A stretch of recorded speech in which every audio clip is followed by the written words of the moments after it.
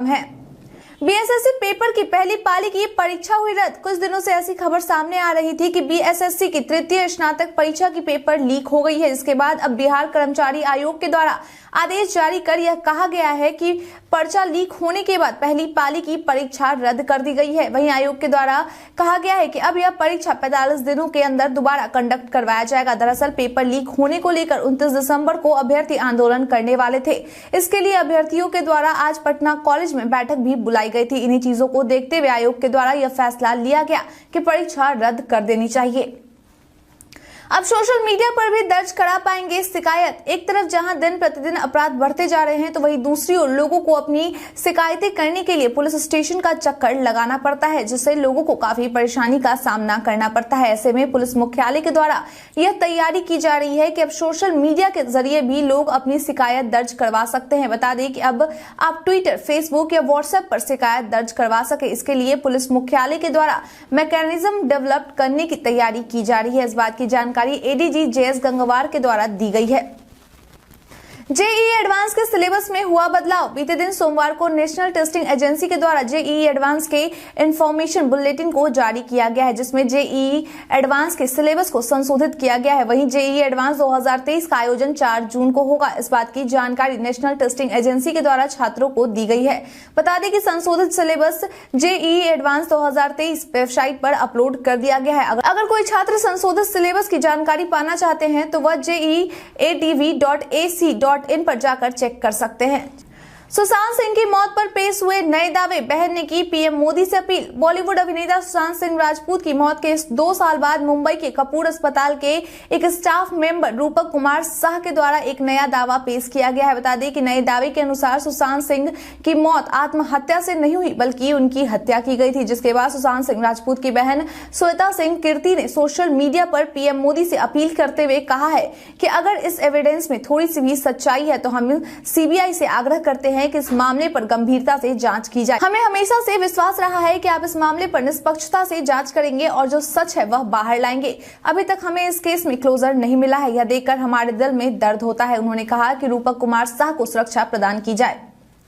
नए साल के जश्न पर पड़ा भंग। लाखों की विदेशी शराब गिरफ्त में। बिहार में शराबबंदी को लेकर पुलिस प्रशासन काफी सख्त हो गई है और लगातार शराब माफियाओं को अपनी गिरफ्त में ले रही है और उन पर कार्रवाई कर रही है। इसी कड़ी में पुलिस के द्वारा वैशाली जिले के पातेपुर थाना क्षेत्र के मुरई गांव के बंसवारी से एक शराब से भरे कंटेनर समेत चालक और उपचालक को गिरफ्तार किया गया। इसके साथ ही 2 बाइक को भी पुलिस के द्वारा जब्त किया गया है। वहीं अनलोड करने के लिए आया पिकअप वैन का ड्राइवर मौका पाते ही भागने में सफल हो गया। मिली जानकारी के अनुसार यह शराब की खेप नए साल के जश्न पर मंगाई गई थी। गया में कोरोना को लेकर हुई बैठक। गया में कोरोना के मामले मिलने के बाद से जिला पदाधिकारी गया डॉक्टर त्यागराजन एसएम के द्वारा बैठक आयोजित कर कोरोना से बचाव हेतु विशेष एहतियात बरतने का अपील किया गया है। उन्होंने कहा है कि घर से निकलने समय मास्क जरूर पहने और साथ ही कोशिश करें कि भीड़ भाड़ वाले इलाके में न जाए। इसके साथ ही कोविड से जुड़े जितने भी प्रोटोकॉल हैं उसका जरूर से जरूर पालन करें। उन्होंने कहा है कि अंतर्राष्ट्रीय एवं डोमेस्टिक फ्लाइट के पैसेंजरों का रैंडमली जाँच किया जा रहा है। इसके अलावा दलाई लामा ट्रस्ट को यह भी निर्देश दिया गया है कि दलाई लामा से मिलने आने वाले लोगों का सबसे पहले टेस्ट करवाएं। इसके लिए तिब्बतन मॉनेस्ट्री के सामने आरटी-पीसीआर जांच काउंटर भी बनाया गया है। उच्चतर शिक्षा परिषद ने बीआरए-बीयू में बीएलएड डिग्री कोर्स के लिए दिखाई हरी झंडी। उच्चतर शिक्षा परिषद के द्वारा मंजूरी दिए जाने के बाद बिहार में पहली बार bachelor of elementary education degree की शुरुआत बाबा साहेब भीमराव अंबेडकर बिहार विश्वविद्यालय में की जा रही है। हालांकि इस पर अंतिम मंजूरी के लिए यह प्रस्ताव राजभवन भेजा गया है। इस कोर्स से कक्षा 1 से 8 तक के शिक्षक नियोजन में बहाली की जा सकेगी। बता दें कि बीआरए-बीयू में इस डिग्री की शुरुआत अगले शैक्षणिक सत्र से शुरू की जाएगी, जिससे पूरी देश में मान्यता दी जाएगी। बताते चले कि यह पाठ्यक्रम पूरी तरह यूजीसी गाइडलाइन के तहत होगा, जो कि 4 वर्षीय की होगी। अब एलएनएमयू और पाटलिपुत्र यूनिवर्सिटी में भी लागू होगा सीबीसीएस सिस्टम। ललित नारायण मिथिला विश्वविद्यालय और पाटलिपुत्र यूनिवर्सिटी के द्वारा अपने विश्वविद्यालय में पटना यूनिवर्सिटी की तरह सीबीसीएस यानी कि चॉइस बेस्ड क्रेडिट सिस्टम लागू करने के लिए बिहार उच्चतर शिक्षा परिषद को एक पत्र लिखा गया है। इस पत्र में आधिकारिक तौर पर आग्रह कर इस संबंध में मार्गदर्शन की मांग की गई है। उल्लेखनीय है कि परिषद ने प्रदेश के सभी विश्वविद्यालयों से सीबीसीएस लागू करने का आग्रह किया था। बता दें कि दरअसल इस सिस्टम के जरिए स्नातक में सेमेस्टर सिस्टम प्रभावी हो जाता है। बताते चले कि जून 2022 में पटना विश्वविद्यालय में सीबीसीएस सिस्टम लागू किया गया था। सीएम नीतीश की यात्रा पर जगदानंद ने उठाए सवाल। बिहार के मुख्यमंत्री नीतीश कुमार नए साल के मौके पर जिलों का भ्रमण करने वाले हैं। ऐसे में उनके इस भ्रमण को लेकर जगदानंद के द्वारा उन पर सवाल उठा दिया गया है। उन्होंने मीडिया से बातचीत करते हुए कहा कि नीतीश कुमार इससे पहले भी 17 साल में बिहार में कई यात्राएं कर चुके हैं, लेकिन इन यात्राओं से कभी कोई फायदा नहीं हुआ। अगर उन यात्राओं से कुछ भी फायदा होता तो जाहिर सी बात है नीतीश कुमार को हर बार जिलों का यात्रा पर न निकलना होता। इससे यह साबित होता है कि उनकी कोई भी यात्रा सफल नहीं हुई है। उन्होंने कहा कि भले ही नीतीश कुमार ने इतनी यात्राएं निकाली पर उसका कोई फायदा सामने नहीं आया, लेकिन आज की स्थिति बदल गई है। इस बार जिस यात्रा पर नीतीश कुमार जा रहे हैं उसका फायदा जरूर निकल कर आएगा।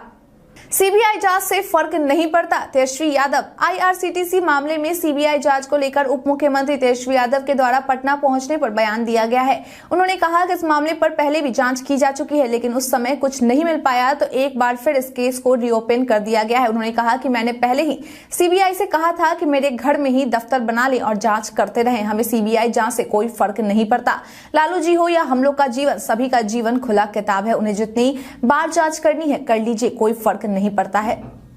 राहुल गांधी के भारत जोड़ो यात्रा पर नीतीश कुमार के बयान पर बीजेपी ने कसा तंज। राहुल गांधी के भारत जोड़ो यात्रा पर नीतीश कुमार के द्वारा बयान दिया गया था, जिस पर बिहार भाजपा प्रवक्ता निखिल आनंद के द्वारा वीडियो ट्वीट कर नीतीश कुमार पर हमला किया गया है। उस वीडियो में नीतीश कुमार भारत जोड़ो यात्रा को लेकर कहते दिख रहे हैं कि वो हम नहीं जानते, हमको कुछ नहीं पता है। इसके साथ ही निखिल आनंद ने दूसरा ट्वीट करते हुए कहा कि गजब आदमी है भाई नीतीश जी, राहुल गांधी को इग्नोर करके पीएम बनना चाहते हैं। याद होगा लालू जी संग नीतीश जी कांग्रेस अध्यक्ष सोनिया गांधी के पास गए थे तो भाव नहीं मिला, फोटो तक नहीं खिंचाया था। लगता है उसी का बदला नीतीश जी ले रहे हैं।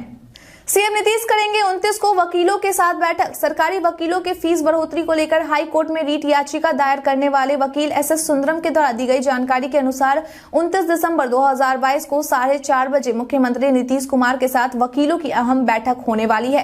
दरअसल यह अहम बैठक हाईकोर्ट के सरकारी वकीलों के फीस बढ़ोतरी मामले को लेकर आयोजित की गई है। बता दें कि फीस बढ़ोतरी के मामले पर हाईकोर्ट के चीफ जस्टिस संजय करोल की खंडपीठ के द्वारा सुनवाई की गई थी, जिसमें कहा गया था कि इस मसले पर राज्य सरकार विचार करे।